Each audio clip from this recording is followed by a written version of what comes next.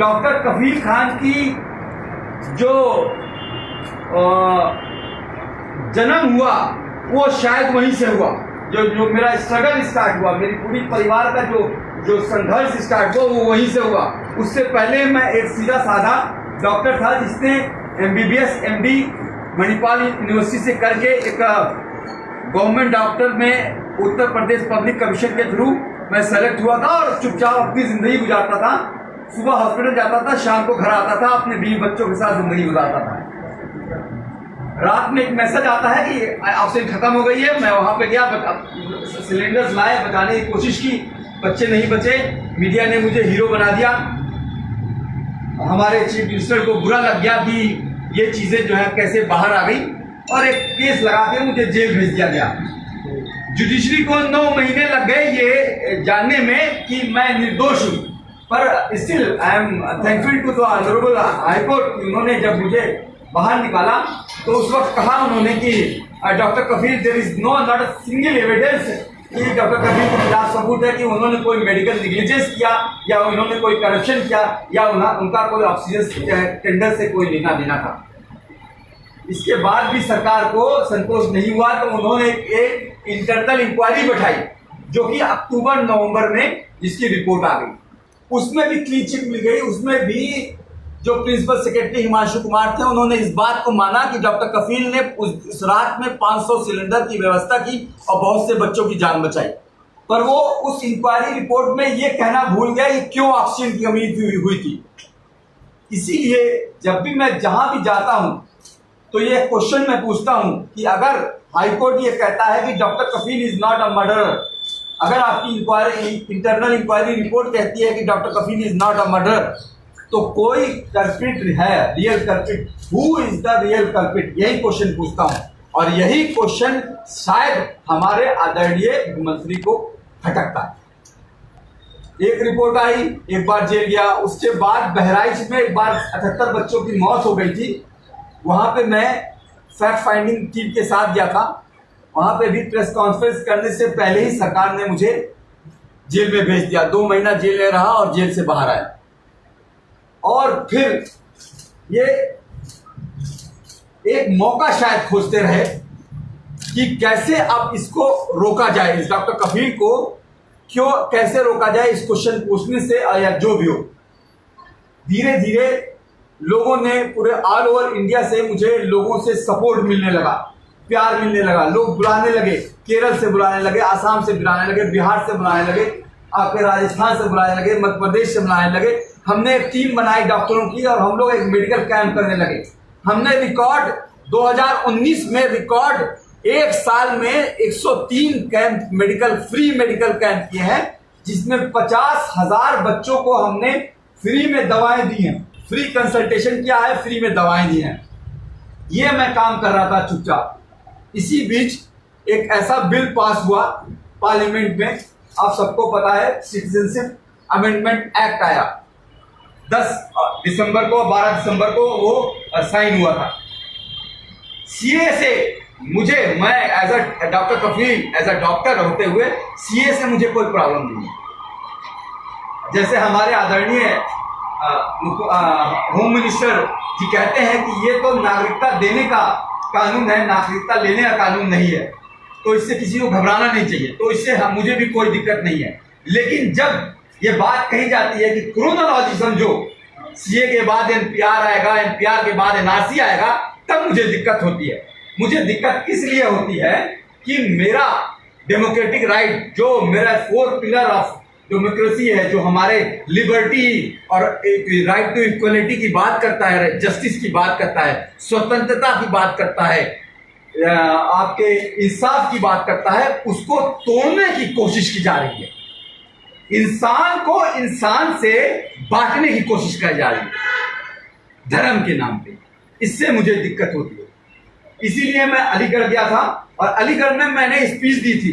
आपको ये बता दूं, अलीगढ़ जाने से पहले और उसके बाद भी 29 जनवरी को मेरी गिरफ्तारी हुई थी। 12 दिसंबर से और 29 जनवरी के बीच में करीब 300 मीटिंग मैंने सभाएं की पूरे all over India, anti CA, anti NRC के खिलाफ। किसी भी एक सरकार ने एक एफआईआर नहीं लिखाई, ना ही झारखंड में, ना ही छत्तीसगढ़ में, ना ही गुजरात में, ना ही महाराष्ट्र में, ना ही तमिलनाडु में, ना ही तेलंगाना में, ना ही केरल में, ना ही बिहार में, ना ही आसाम में। जहां भी गया किसी ने कोई एफआईआर नहीं लिखाई, क्योंकि कभी भी मैं कोई ऐसी स्पीच नहीं देता था जो किसी भी इंसान को इंसान से डिवाइड करता था।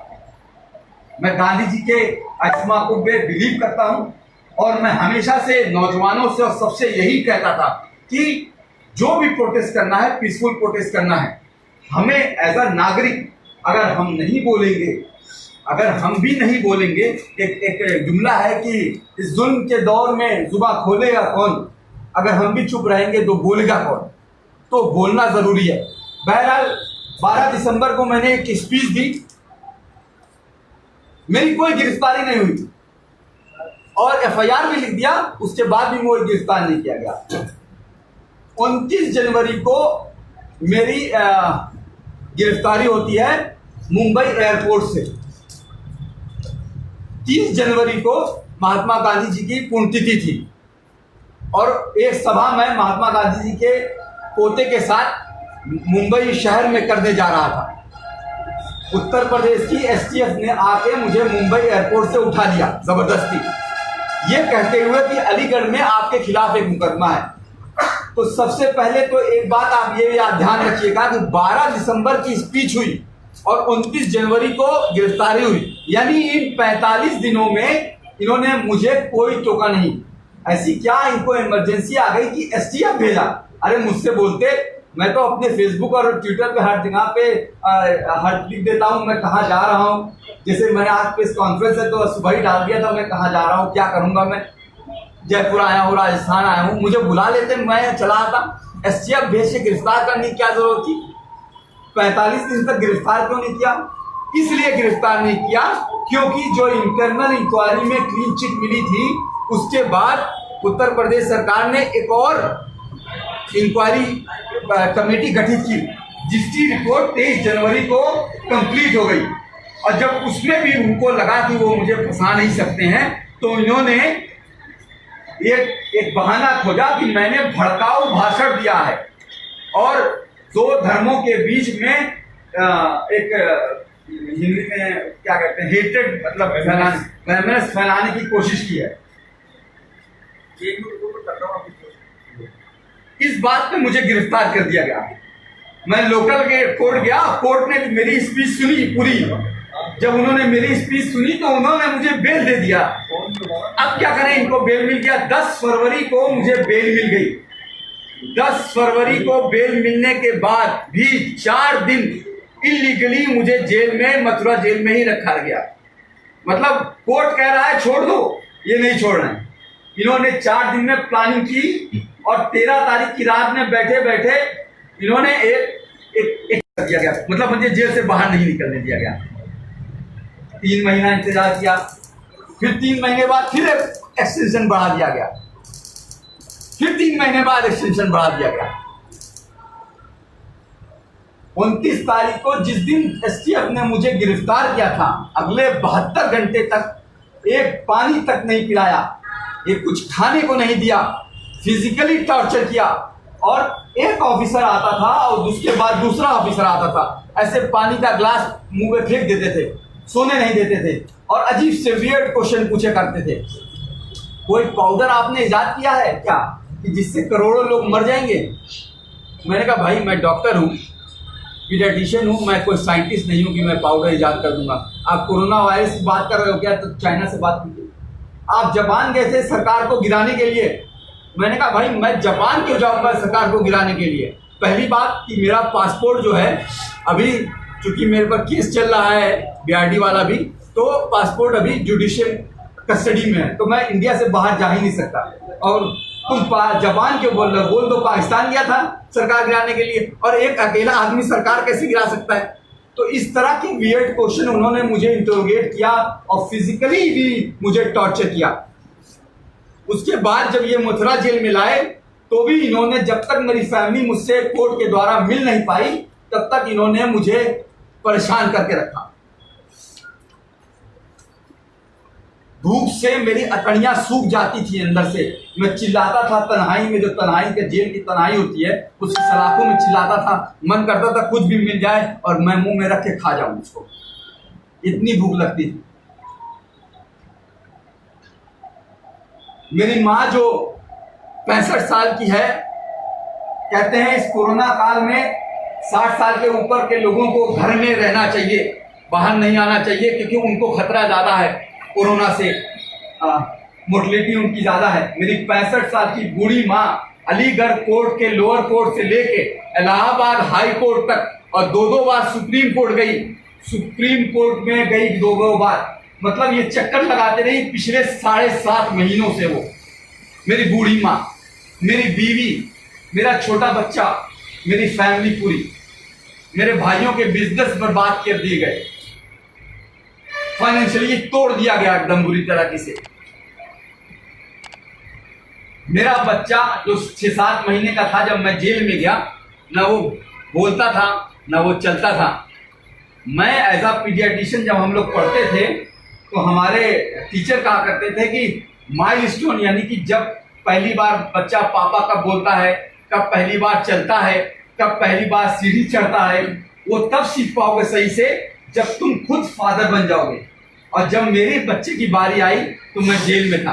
पिछली बार जैबरीदा जब मेरी बच्ची थी उस वक्त वो 11 महीने की थी, तब जेल भेज दिया गया था। इस वक्त जब मेरा बच्चा लड़का जो ओलिवर छोटा था 7-8 महीने का, तब जेल भेज दिया गया। अभी वापस आया हूँ, कल मैं पहली बार अपने बच्चे से मिला हूँ 7.5 महीने के बाद। वो मुझे जानता भी नहीं है कि पापा हूँ मैं उसका। वो मेरे बड़े भाई के गोद में भाग जाता है मुझसे छोड़ के। इससे बड़ा दर्द मुझे लगता है मुझे कोई सरकार दे नहीं सकती।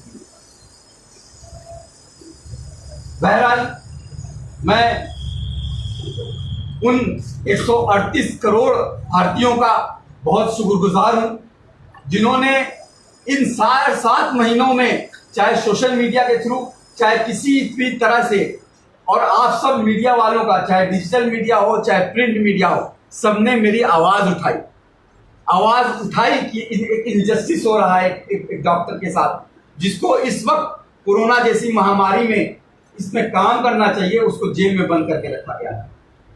मैं जुडिशरी के honourable chief justice supreme court का भी धन्यवाद दूंगा, जिन्होंने 11 अगस्त 2020 में ऑर्डर किया कि 15 दिन के अंदर सुनवाई कंप्लीट करो हाई कोर्ट से, और इससे कहा कि फ्रीडम ऑफ स्पीच है, ये आर्टिकल 21 में हमें कॉन्स्टिट्यूशन से अधिकार मिला हुआ है, उसको बोलने का डॉक्टर को अधिकार है, उसको जेल में क्यों रखा गया है, ऑर्डर में लिखा उन्होंने सुप्रीम कोर्ट ने। तो तब जाके सुनवाई रियली स्टार्ट हुई हाई कोर्ट में, वरना इससे पहले हाई कोर्ट में हम लोगों ने जब दाखिल किया था, हम लोग हाई कोर्ट जो है 18 मार्च को ही पहुंच गए थे। हाई कोर्ट डेट पे डेट देता रहा, और इस बार चीफ जस्टिस ने खुद फाइल अपने पास रखी, और एक 45 पन्नों का ये ऑर्डर मैं आप सबको दूंगा। एक 45 पन्नों का एक ऑर्डर उन्होंने दिया है, जो एक इतिहास बनेगा कि किसी और निर्दोष के ऊपर जो है एनएसए ना लगाया जाए। मैं ऑर्डर पे आता हूं। मैं उन सारी पॉलिटिकल पार्टीज का, खासकर प्रियंका गांधी जी का भी मैं शुक्रगुजार हूं, जिन्होंने पर्सनली फोन करके मेरी माँ को, मेरी परिवार, मेरी फैमिली से बात किया और ढांढस बनाया। मैं समाजवादी पार्टी के अखिलेश जी का, मैं कम्युनिस्ट पार्टी के सारे लोगों का, और मैं सब लोगों का, हर कोई पॉलिटिकल पार्टी हो, सबका मैं शुक्रगुजार हूं, जिन्होंने मेरे, चाहे विधानसभा हो चाहे लोकसभा हो, मेरे मुद्दे को उठाया। अब आते हैं इस ऐतिहासिक जजमेंट पे, क्यों 45 पन्ने का जजमेंट क्यों लिखा गया, और खुद चीफ जस्टिस ने इस 45 पन्ने के जजमेंट में पढ़ा है। उन्होंने जजमेंट में साफ साफ आप देखिएगा कि पहले ही पन्ने पे उन्होंने लिखा है कि जब से अगस्त 2017 में बीआरडी ऑक्सीजन ट्रेजेडी हुई है, उस दिन से ही उत्तर प्रदेश सरकार डॉक्टर कफील को और उसकी पूरी फैमिली को प्रताड़ित कर रही है। ये चीफ जस्टिस का पहले पन्ने का ऑर्डर है। चीफ जस्टिस ने अपने ऑर्डर में ये बात अग्री की है। उन्होंने पूरी स्पीच, आपको इसमें मेरी पूरी स्पीच मिल जाएगी जो मैंने अलीगढ़ में दिया है। What I have said in that speech of 30 minute मैंने 30 मिनट की स्पीच दी थी। चीफ जस्टिस का कहना है कि डीएम अलीगढ़ ने सेलेक्टिवली अपने विम्स ऑफ पावर से, अपनी स्वेच्छा से, अपनी मर्जी से उस 30 मिनट की स्पीच को काट छाट के छोटा करके उसको इस तरह से बना दिया कि वो लगे कि लोगों को लड़ा रही है। हालांकि उन्होंने, चीफ जस्टिस ने ये बात कही है, चीफ जस्टिस ने इस बात कही है कि instead of hated and violence, not a iota of anything is indicated in that whole speech which indicates of hatred and violence। उन्होंने पूरी स्पीच में हेटेड और वायलेंस की बात नहीं की है, बात की है देश की अखंडता की बात की है, इंटीग्रिटी की बात की है, यूनिटी की बात की है। ये चीफ जस्टिस कह रहे हैं, मैं नहीं कह रहा हूं। आप स्पीच पढ़ लीजिएगा। चीफ जस्टिस ने कहा है कि मैंने पॉवर्टी की बात की है, मैंने बात किया है कि अनएम्प्लॉयमेंट की बात किया है, मैंने ब्रोकन हेल्थ सिस्टम की बात किया है कि जो कि पूरा देश में जो हेल्थ सिस्टम हमारा है वो टूटा हुआ है, उसके बारे में बात किया है। मैंने बात किया है कि जो बीआरडी ऑक्सीजन ट्रेजेडी में 70 बच्चे मरे थे उस साल, पूरे इंडिया में 8 लाख बच्चे मरे थे, यानी हर घंटे पे 100 बच्चों की मौत होती है। 2019 में भी हर घंटे पे 100 बच्चों की मौतें हुई, मैंने उसकी बात की है। मैंने ये बात कही है कि 72% पॉपुलेशन को अभी भी हेल्थ सुविधा अवेलेबल नहीं है।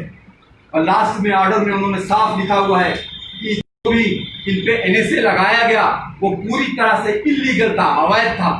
उसको क्वैश करता हूँ, उसको हटाता हूँ, और जो भी एक्सटेंशन दिया है उसके बाद उसको मैं किसी वक्त खत्म करता हूँ, और डॉक्टर कफील की रिहाई तुरंत करता होनी चाहिए।